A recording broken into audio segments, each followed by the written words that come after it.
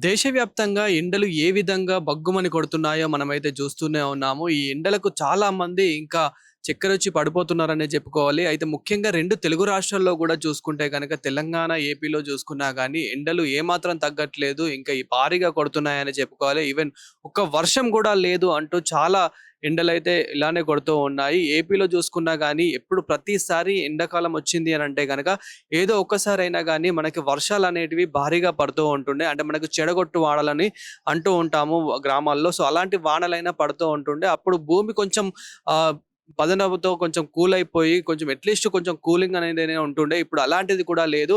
దాదాపు ఇప్పుడు ఏపీలో చూసుకుంటే గనక యావరేజ్‌గానే 35 డిగ్రీల సెల్సియస్‌తో ఎండలు ఏ విధంగా కొడుతున్నాయో మనమైతే చూస్తున్నాము. అయితే దాదాపు 38 డిగ్రీల సెల్సియస్ వరకైతే కొడుతున్నట్లయితే వాతావరణ శాఖ చెప్పుకుంటూ అయితే వస్తుంది. ఇదే క్రమంలో ఒక గుడ్ న్యూస్ కూడా చెప్పిందనే చెప్పుకోవాలి వాతావరణ కేంద్రం అయితే. ఏంటి అనంటే ఈ 2, 3 రోజుల్లోనే ఈదురుగాలులు ఎక్కువ ఉన్నాయి. అండ్ వర్షాలు ఎక్కువ ఉన్నాయి.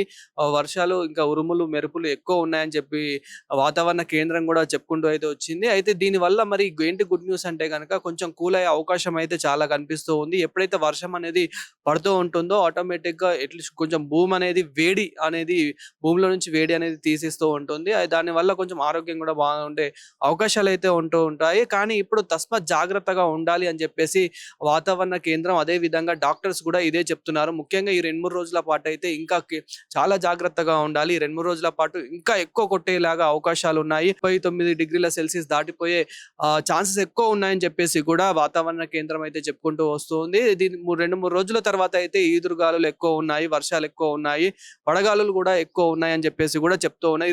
ఈ 2, 3 రోజులైతే వడగాలులైతే ఎక్కువ ఉన్నట్లయితే తెలుస్తూ ఉంది. ఈ వడగాలులకు చాలా ముఖ్యంగా ఈ చిన్న పిల్లలు గానివ్వండి, ముసలి వాళ్ళు గానివ్వండి, ఆరోగ్య సమస్యతో ఎవరైతే సమస్యలతో పోరాడుతూ ఉన్నారో సో, వారు కూడా కొంచెం కేర్ తీసుకుంటే బాగుంటుందని చెప్పేసి ముఖ్యంగా డాక్టర్లు కూడా చెప్తూ ఉన్నారు. ఎందుకంటే ఎప్పుడైతే ఎండకు వస్తూ ఉన్నారో ఈవెన్ మనకు 9 అయిందంటేనే మార్నింగ్ 9 అయిందంటేనే ఏ విధంగా ఎండలు బగ్గుమని కొడుతున్నాయో మనమైతే చూస్తూనే ఉన్నాము. దాదాపు 6, 7 వరకి కొడుతున్న పరిస్థితి మనకు వస్తున్న పరిస్థితి మనమైతే చూస్తూనే ఉన్నాం. ఆ వేడి అనేది, ఆ హీట్ అనేది ఆ విధంగా ఉంది.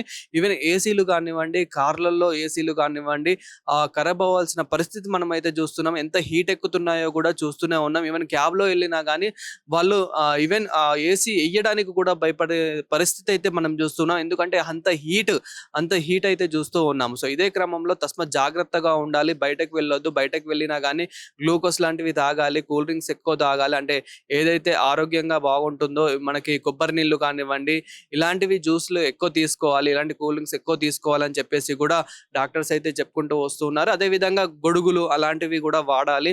వీలైనంత వరకి ఎంతవరకైతే అంతవరకి బయటకెళ్ళొద్దు. పిల్లల్ని కూడా ఎక్కువ బయటకు పంపించొద్దు ఈ ఎండకి. సాయంత్రం ఆడుకోవడానికి పంపించినా బావుంటుంది గానీ, ఇలా ఎండకైతే పంపించొద్దు.